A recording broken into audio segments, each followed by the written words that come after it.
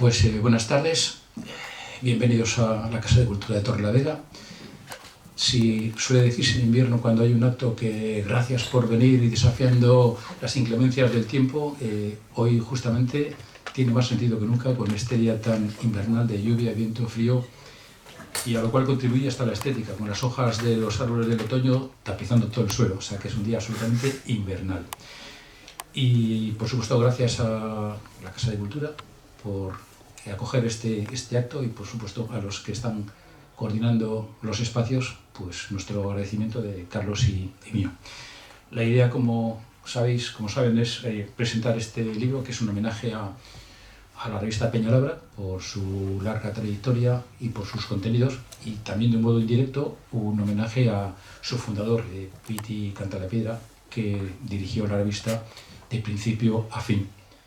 Según venía, que he venido en autobús, estaba pensando las casualidades que se producen en la vida, las situaciones tan anecdóticas y tan curiosas.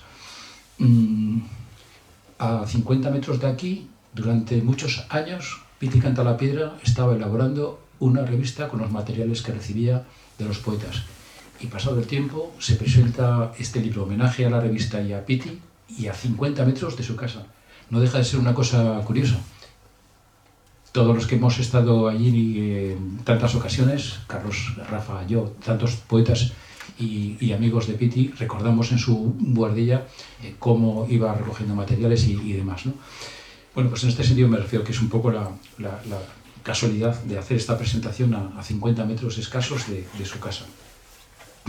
Bueno, la idea que tenemos Carlos y yo de hacer esta presentación un poco a modo de conversación ante ustedes, ante vosotros, y yo lo primero que le quería comentar a Carlos, por supuesto que después de darle las gracias a que quisiera que yo colaborase con él en este proyecto de recopilar el material para conformar el libro que ahora presentamos. Más allá de este agradecimiento, digo, lo que le quería preguntar a Carlos para que expusiera ante ustedes, ante vosotros, por qué cómo surge la idea de hacer esta compilación, este libro colectivo de homenaje a Peñalabra. Bueno, en primer lugar... ¿Se oye, no? Sí. Bueno, pues reitero los agradecimientos que ha transmitido Luis y yo sí que le doy las gracias a él por haber coordinado este libro de homenaje a, pues eso, al cincuentenario de Peñalabra. ¿Por qué surge la idea? Pues evidentemente, aparte de que siempre los números redondos de alguna forma incitan a conmemorarlo. Bueno, yo recordaba, echando la vista atrás y dado la situación de las editoriales, de las publicaciones en general y de la poesía también, pues lógicamente uno echa en falta una revista cuyos contenidos y su formato eran auténticamente especiales. Entonces, qué mejor forma de reivindicar todo lo que se hizo en esta revista que iremos comentando en esta conversación entre Luis y yo. El motivo fundamentalmente era, bueno, pues para aquellos que no lo conocieron, porque lamentablemente ha cumplido 50 años y eso pasa factura. Hay muchísima gente que nos hubiera gustado incluir en el libro, pero evidentemente pues motivos absolutamente inamovibles nos lo han impedido. Entonces era bueno hacer ese reconocimiento y también dar a conocer pues lo que se hizo en la revista, que para aquellos que lo va a mencionar también Luis, pero bueno, para aquellos que quieran verla en vivo, que algunos por fortuna la conservamos, pero se ha inaugurado y era una exposición en la Biblioteca Central, en el cual está expuesta una serie de números y bueno, aquellos que no la conocen pues pueden hacerse una idea bastante cabal de lo que fueron estos pliegos de Peñalabra. ¿Tienes que ir a cuando acabes? Sí, no sé. Vale, sí. El contenido, como dije antes, es un libro colectivo y se ha invitado a una serie de personas que estuvieron vinculadas, en algún caso, a la revista porque colaboraron en ella, porque conocieron a Piti, y otros que la han conocido de un modo más, digamos, histórico. Ha hecho referencia, Carlos, a una cosa inevitable. A la hora de pensar en colaboradores para este libro colectivo, nos encontramos con que los colaboradores, muchos de ellos han fallecido. Estamos hablando de una revista que cumple 50 años cuando aparece. Entonces ha pasado mucho tiempo y algunos lamentablemente ya han fallecido. Pero sí es cierto que hemos contado con otros jóvenes entonces y ya con unos años, en fin, de madurez en su trayectoria. Y es que cuando Pitti publicaba la revista, dio la oportunidad a muchos poetas que entonces publicaban en Cantabria y que eran muy jóvenes. Hacía un equilibrio, una combinación entre los poetas mayores, homenajes a la generación del 27, del 50, del 36, a poetas ya fallecidos anteriores al 27, poetas montañeses, poetas de Cantabria. De hecho, estuvo incluyendo en la revista una antología de poetas montañeses, pero también daba oportunidad a poetas jóvenes, hasta el punto que hoy están aquí con nosotros dos de los poetas que publicaron sus primeros poemas ahí en Peñalabra. El caso de Rafael Fombellida y Carlos Alcorta, incluso la anécdota de que el último número de Peñalabra aparecían poemas de Carlos y de Rafael. Y entonces nos hemos dirigido a personas que conocieron la revista. De hecho, algunos empezaron a publicar crítica o estudio de poesía en aquellos años con Pitti. Algunos colaboraban también en el Diario Montañés, en unas páginas de cultura. Se llamaba el suplemento cultural El David, que salía los sábados. Pero otros colaboraron en la revista con bastante frecuencia, con asiduidad. El caso de Ángel Sopeña, por ejemplo, o de José Manuel González Serrán, que entonces tenían 20 y pocos años, acababan la carrera, eran filólogos y dieron a conocer sus primeros trabajos de investigación o de crítica literaria precisamente en Peñalabra. Y los autores que han colaborado, pues Fernando Abascal, que también era joven entonces cuando empezaba a escribir sus primeros poemas, pertenecía al grupo poético Ramaizal, Jesús Cabezón, José Manuel Cabrales, Cunter Castanedo, Fidel de Mier, Rafael Fombellida, Ana García Negrete, Juan Antonio González Fuentes, José Manuel González Serrán, Aitor Larravide, Rafael Morales Barba, Andrea Puente, Gloria Ruiz y José Ramón Sey Viadero. De estos, algunos con una relación, luego va a hacer Carlos una pequeña referencia de lo que trata cada uno. Algunos, como Ramón Viadero, con una relación personal muy grande con Pitti Canta la Piedra. Otros, como el caso de Gloria Ruiz, por ejemplo, de una amistad muy grande con él. Lo mismo que Fidel de Mier, que colaboró más con poemas fundamentalmente que haciendo crítica, etc. Otros lo han conocido posteriormente y lo han hecho quizá un poquitín desde el punto de vista más histórico o historicista, si habría que decirlo, como es el caso a lo mejor de Cunter Castanedo o alguno de estos, ¿no? Pero bueno, a lo mejor Carlos puede dar una pincelada de lo que trata. Unos lo hacen de una forma un poco más extensa, entrando un poco más en la historia, en los contenidos, y otros de una manera un poco más quizá sentimental o afectiva, recordando más a Pitti, como es el caso de Fidel de Mier o de Gloria Ruiz. Sí, efectivamente, pero bueno, antes de pasar a hacer un breve resumen de cada uno de ellos, porque efectivamente hay desde colaboraciones meramente, sentimentales y otras ya centradas en determinados ámbitos de la propia revista, sí me gustaría contextualizar un poco el año en el que apareció, en el año 71, y lo que había entonces, ¿no? Un poco la herencia de la que provenía, que lo hemos comentado en otros momentos. Aquí en esta región, poéticamente hablando, se ha vivido mucho de la herencia de Proel.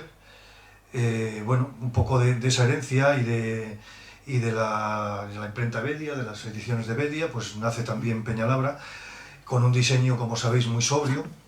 A mí siempre me ha parecido, lo he relacionado con las ediciones de Alto Laguirre y de Emilio Prados, incluso con las de Juan Ramón, o con las del mismo Bergamín, ¿no? O sea, diseños absolutamente sobrios, pero bellos. O sea, la sobriedad y la belleza no tienen por qué ir en paralelas. En este caso van perfectamente unidas. Como digo, en el 71 y estaba patrocinada, y conviene decirlo, porque es una revista que tenía que salir carísima, porque son pliegos, un tamaño muy infrecuente para las prensas. Entonces, gracias al apoyo de la entonces Diputación Provincial de Santander, era como se financiaba. Se ha hablado mucho de cómo se acabó la revista, con el número 68, que, como ha dicho Luis, pues tanto Rafael Fombellida como yo, junto con otros, tuvimos el placer de publicar un pliego dentro del pliego, de los pliegos. Murió, no se sabe muy bien por qué, no sé si alguien tiene más datos, pero lo que sí resulta contraproducente es que en plena democracia, cuando se estaba apoyando la cultura y demás, se deje de publicar algo tan imprescindible, tan bello y tan abierto, además, como ha dicho antes Luis, porque convivían en ello, bueno, desde poetas jóvenes como fuimos nosotros en su momento, junto con grandes nombres, y también poetas, no de aquí, de fuera, pero poetas que en Agrat también, o bastante nuevos. He dicho que en el 71, no sé, el artículo de Rafael habla escribe sobre los novísimos, pues eran novísimos en aquella época, es decir, que Jim Ferrer no era el santo venerable que soy, entonces, bueno, junto con esos nombres que fueron después también, o sea, que se han consolidado posteriormente, pues había otros más dispersos, y luego también se hizo bastante hincapié en la relación con Hispanoamérica, conciertos y sobre todo en algunos números últimos que había antología de poetas chicanos, y o sea, es la revista era muy heterogénea, y junto con esos pliegos luego algo impagable que tenía son las ilustraciones, que antes de pasar yo a esto, haz mención que eso sé que te gusta a ti. No. Si las ilustraciones desde luego acompañaban en general a la publicación, unas ilustraciones preciosas, fundamentalmente eran dibujos de línea, y sorprendían porque a veces eran dibujos de poetas, no eran dibujos de un artista, digamos, como pueden ser otros, digamos, con una larga trayectoria, ¿no? Ricardo Zamorano, o etcétera, pero había dibujos de José Hierro, de Julio Maruri, de Alberti, por supuesto, y esas ilustraciones, una selección de ellas aparecen en el libro, salpicadas con las colaboraciones de los que he citado antes. Aparecen en este libro varias ilustraciones que le dan un poco más también de variedad. Las ilustraciones, junto con los textos críticos, junto con los propios poemas de los poetas, conformaban una revista de una estética, de una belleza extraordinaria. Aparte de eso, los números luego monográficos, porque ha habido algunos que son absolutamente ahora inencontrables, totalmente descatalogados. Yo creo que quien tenga esos números tiene ahí un Potosí, lo digo no desde el punto de vista de rentabilidad económica, pero sí desde un punto de vista bibliográfico o para los coleccionistas. Números como el dedicado a José Luis Hidalgo, a José Hierro, a Gerardo Diego, a Octavio Paz, números absolutamente, yo creo que inevitables para cualquier estudioso que quiera acercarse a la poesía de estos autores que estoy citando. No recuerdo ahora todos los monográficos, pero son números extraordinarios. El número de José Luis Hidalgo, etcétera, etcétera. Y respecto a los contenidos, hay algo que le hace a la colección absolutamente imprescindible para cualquier estudioso, porque seguro que de las cartas que recibía con los manuscritos, con los poemas Pitti, si le enviaban 5 o 6 poemas, a lo mejor luego publicaba por razones de espacio 2 o 3. Y estoy convencido que a lo mejor algunos de esos poemas han quedado deslocalizados para los estudiosos, para los que quieren hacer alguna tesis o algún trabajo, algún estudio sobre los poetas, y tendría que ser para ellos importantísimo conocer este material que a lo mejor quedaba por falta de espacio, quedaba, digamos que fuera de la publicación, ¿no? Pero esa combinación de dibujos, que algunos se pueden ver en la exposición que ha mencionado Carlos en la biblioteca que se inauguró ayer, esa combinación de dibujos y de los poemas, que era una cosa muy propia también del estilo de Proel, de la estética de Proel, de la estética que heredan también de la imprenta Bedia, que eran publicaciones, como era la colección Canta la Piedra, publicaciones con poemas y con dibujos, con viñetas, etcétera, pero que le hacían al libro sumamente atractivo. Sí, bueno, y efectivamente, los encartes, y bueno, estabas hablando de algunos de los monográficos, pero es que aparte de esos nombres y de Gerardo, Octavio Paz, Juan Ramón Jiménez, otro a Zenobia, pues hay uno dedicado a la poesía colombiana, otro pues a Jim Ferrer, como he dicho antes, o sea, son...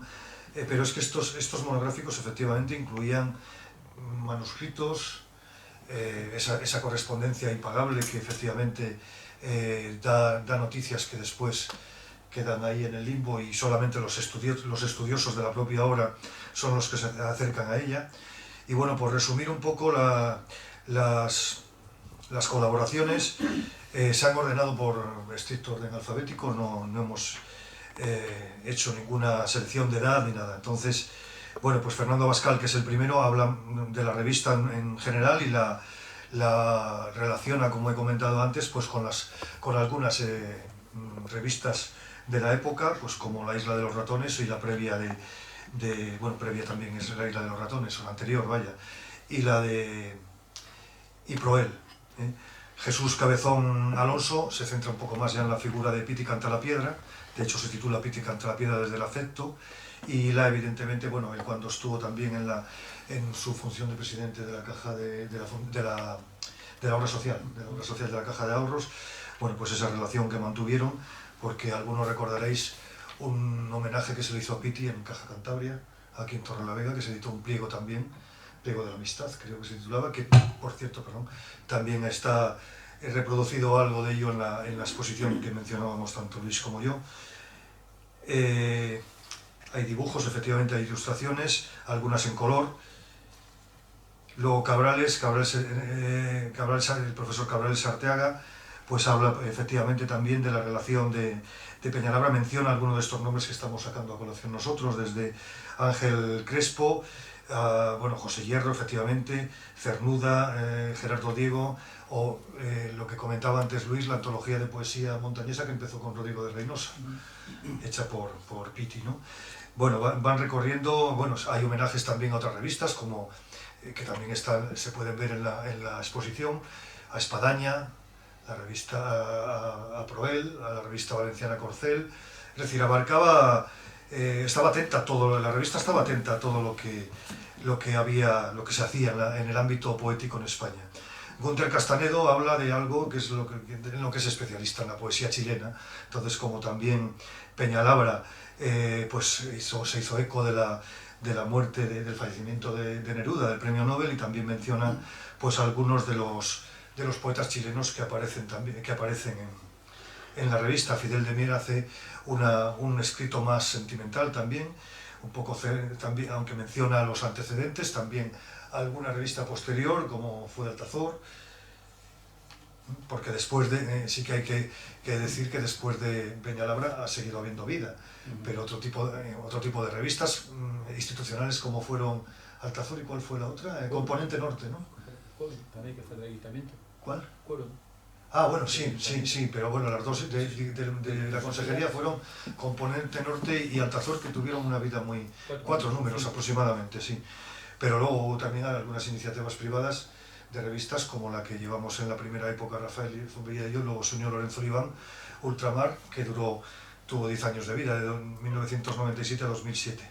Rafael Fonbella, como decía antes, pues se centra en la presencia de la joven poesía entonces, en Peñalabra, y también hace mención a Proel y a Bedia, pero bueno, se centra un poquitín más en la vinculación o la atención que prestó Peñalabra a la generación de los novísimos, porque si no recuerdo mal, la memoria, no sé si el año pasado fue el cincuentenario de la antología, ¿no? El 70, los 9 novísimos poetas españoles de Castellet. O sea que, y Peñalabra empezó en el 71, o sea que fueron contemporáneos, pero que estuvo al tanto. Bueno, hay que decir que Piti tuvo alrededor esa especie de gabinete de crisis, ¿no? Formado pues entre... Él tenía 2 o 3, digamos que críticos de confianza. Yo creo que en alguna ocasión, cuando le fallaba algún poemario, algunos textos que tenía que recibir, o no encontraba mucho material para un número, pues acudía a alumnos de confianza, ¿no? Y yo creo que de los que yo recuerde, de referencia y de amistad, González Cerrán y Ángel Sopeña. Con ellos, la ventana a los novísimos la abre Ángel Sopeña. Tenía relación con Pere Gim Ferrer y esa fue una de las razones, ¿no? Pero con González Cerrán sucedía lo mismo, era una amistad muy grande. De hecho, a González Cerrán, cuando le propuse lo de colaborar, enseguida, y hubiera escrito el libro entero él, por agradecimiento y por afecto a González Cerrán. Sí tenía un grupo de referencia de cabecera, como lo tuvo inicialmente cuando empezó con Pablo Bertrán de Heredia, que era un poco, yo creo, el asesor estético y de tantos proyectos comunes, ¿no? Desde la colección Cantalapiedra de poesía, etcétera, etcétera. Pero sí tenía un gabinete de asesores. Sí, sí, no sé cómo. El otro día lo comentábamos, ¿no? Igual Rafael se acuerda, ¿cómo lo llamaba esto Pureza Canelo, la Fundación Gerardo Diego? El equipo de... ¿Cómo era? El equipo médico habitual. El equipo médico habitual. Bueno, pues algo así tenía Piti también para hacer el equipo médico habitual. Sí, lo comentábamos el otro día. Y bueno, pues siguiendo un poco, Fidel, luego Rafael, que he mencionado también, pasamos a Ana García Negrete, que Ana García Negrete estuvo más vinculada a una revista que surgió después, la revista Cuébano, con Rafa Gutiérrez Colomer, Isaac Cuende, bueno, un grupo... mientras aquí se estaba gestando pues el grupo este en torno a Lalo Cuevas y demás, ¿cómo se llama? Adal, pues en Santander estaban con Cuébano, el anterior, pero bueno, que había gente como Rafa Colomer que estaban en las dos trincheras, ¿no? Entonces, bueno, Ana recuerda un poco más desde su relación con Cuébano, evidentemente, pues recoge más esa... Juan Antonio González Fuentes habla de una cosa que conoce muy bien, que es la cultura santanderina de la época. Ha escrito mucho y hemos hablado largo y tendido sobre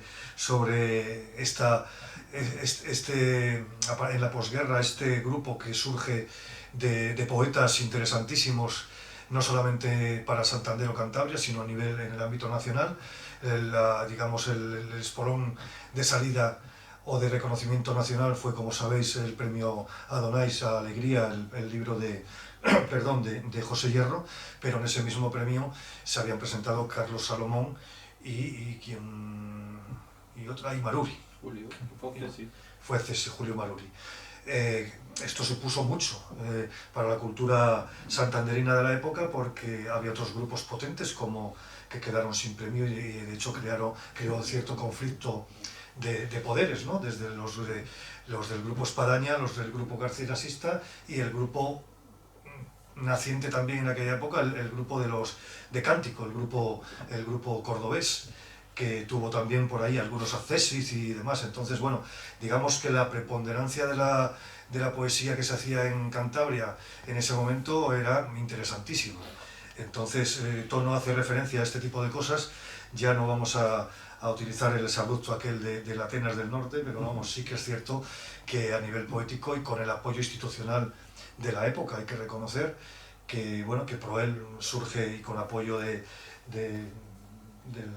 delegado de gobierno y del jefe del movimiento, ¿no? Entonces, por eso sorprende más que después con la democracia dejara de existir, pero bueno, son cosas que tendrán una explicación que yo no conozco. Cuando la sepa se la cuento. Aitor Larravide, que es el presidente de la Fundación Miguel Hernández de Orihuela, se centra en el número homenaje a José Luis Hidalgo. Nos consta que es especialista en José Luis Hidalgo, entre otras cosas. De hecho, donó varios libros y una documentación variada al aula Hidalgo, que está expuesto allí, en el aula, en el Cenefoto, como sabéis. Luego Rafael Morales Barba, que es el hijo de Rafael Morales.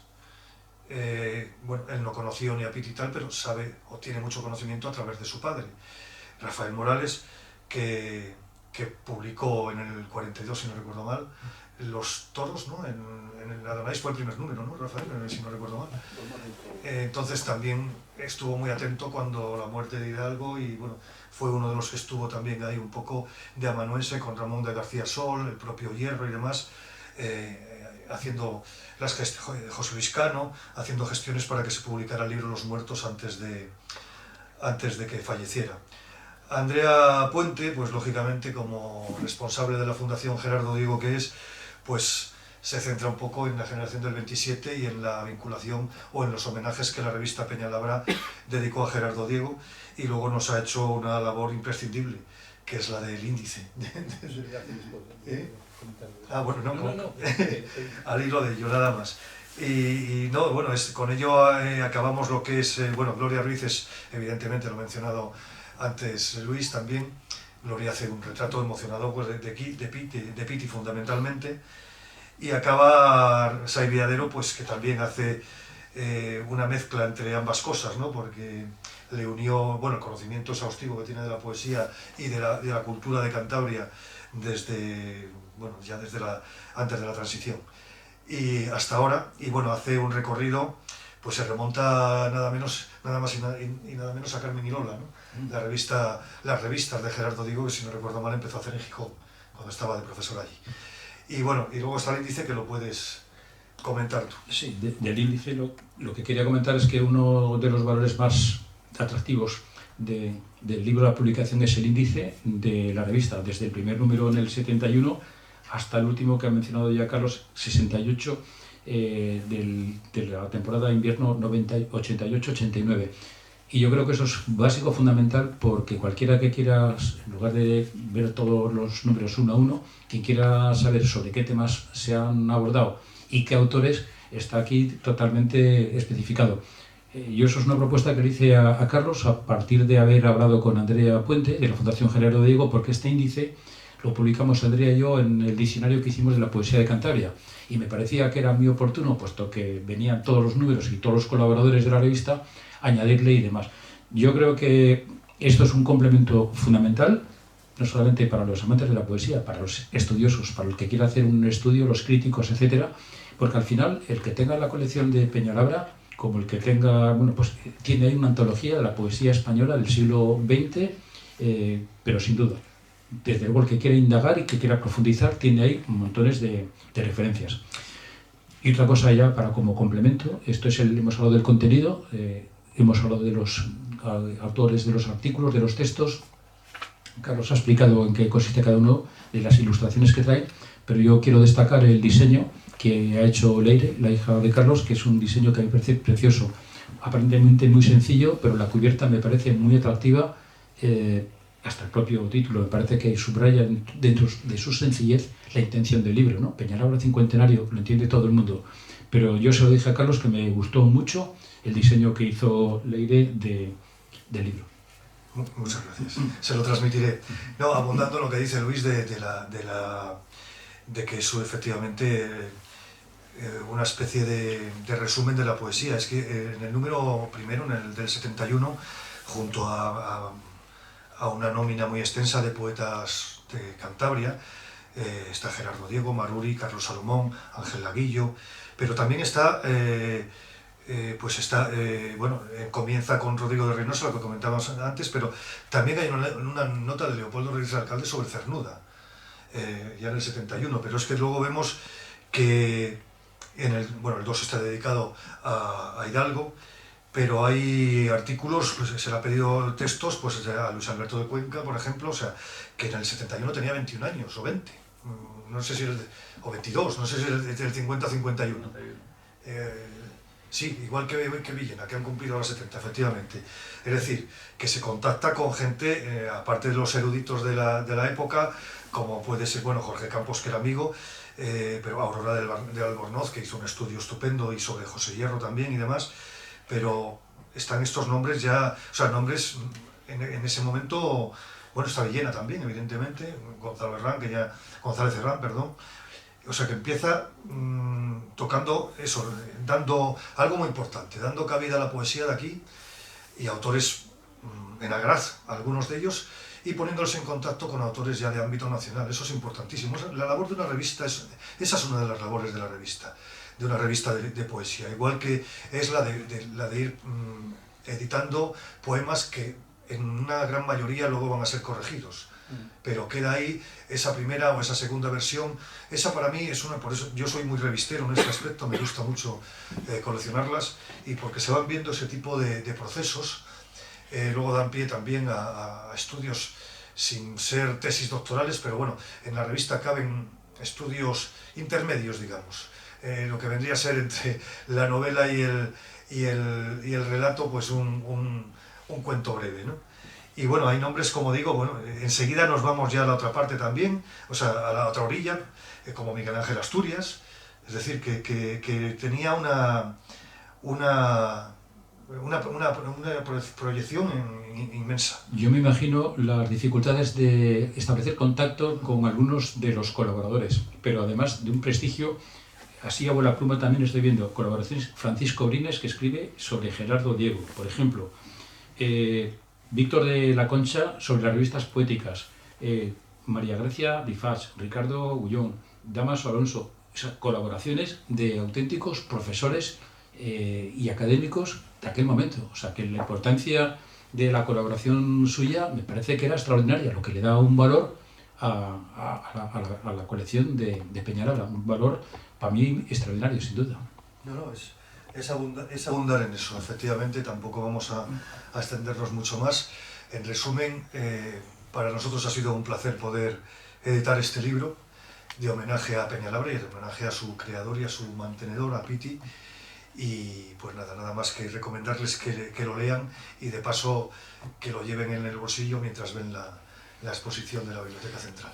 Si alguno encuentra algún número en las librerías de viejo, que lo adquiera. Y especialmente de algunos números, como decía antes, monográficos, que ahora tienen una cotización extraordinaria.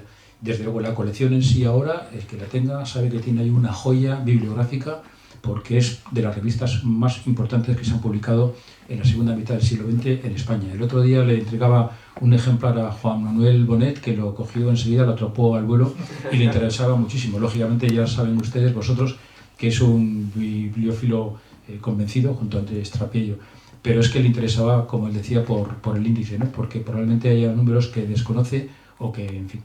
Así que, como veo... No, solamente abundando en ello, que bueno, una gran especialista como es Fanny Rubio, que hablé con ella para colaborar, escribió en los años 70, que fue su tesis doctoral, un libro que sigue siendo de absoluta vigencia sobre las revistas. Ella me comentó, de hecho me mandó, que estuvimos a punto de incluirlo, pero no encajaba mucho, una carta en la que me dio permiso para haberla incluido, dándome, o sea, transmitiendo el agradecimiento que sentía Piti Cantalapiedra y luego el valor de la revista y contextualizada en las revistas que se hacían en una época, porque como digo, es una de las mayores expertas en la publicación de las revistas.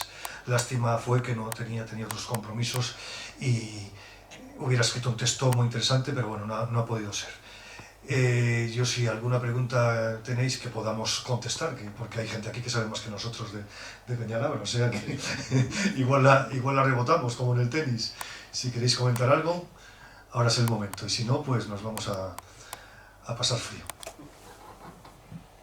No, comentar, nada, simplemente la figura del padre de Monchi, al que tenemos aquí, que era además una persona tan... es que no, humilde no me gusta, no sé si era timidez o que tan humilde, es que... Circunspecto, quizás. No, que él sabía que valía, estoy convencida, pero no era nada presumido, es que no me sale la palabra, hombre, para bueno, utilizar, humilde pero una persona está bien, modesta, o sea, ¿no? La humildad modestísima, sí, pero humilde... Sencillo, quizás bueno, sea la expresión. Muy modesto, sencillo es la expresión, siempre... probablemente. No era grandilocuente, ¿no?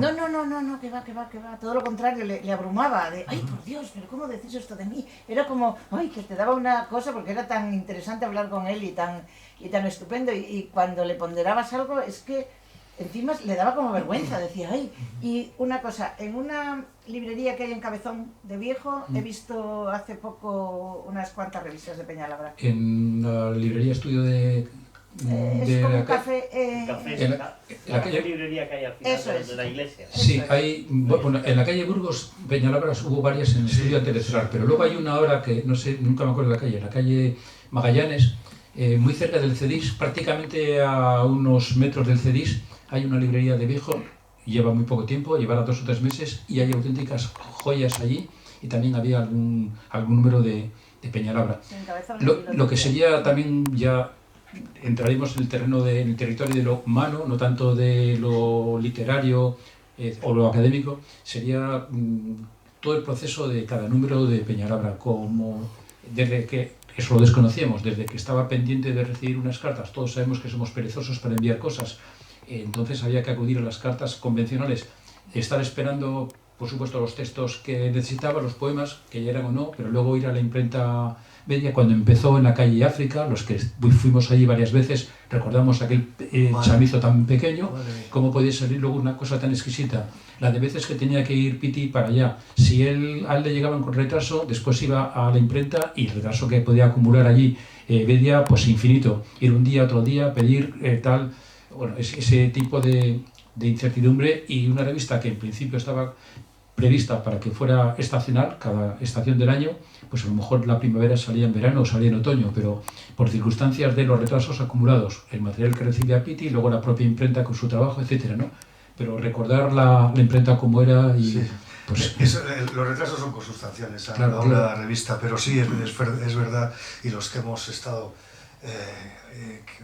en el proceso de la elaboración, las colaboraciones llegan cuando llegan. Claro, pero es que ahora mismo con un ordenador puedes ir todas las mañanas o por la tarde miras a la pantalla si te ha llegado, pero cuando tenías que ir al buzón y después ir en coche hasta Santander, aparcar, subir las escaleras de la calle África, para luego a lo mejor no está terminado, que voy, te llamo por teléfono, no estoy, no puedo. No, y luego una revista, una publicación de este tipo para aquellas imprentas de la época era un trabajo secundario.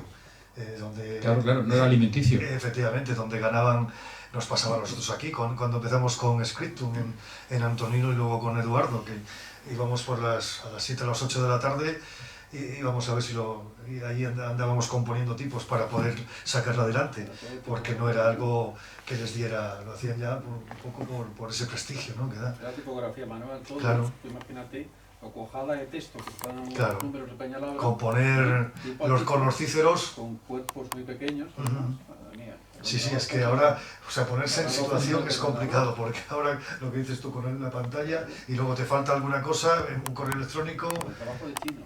Y el detalle que hemos hecho referencia a las ilustraciones, con qué cuidado, y lo hacía Piti, y de la misma manera que daba oportunidad a los nuevos poetas, a los jóvenes, lo hacía también con los pintores. Ahora está con nosotros Víctor.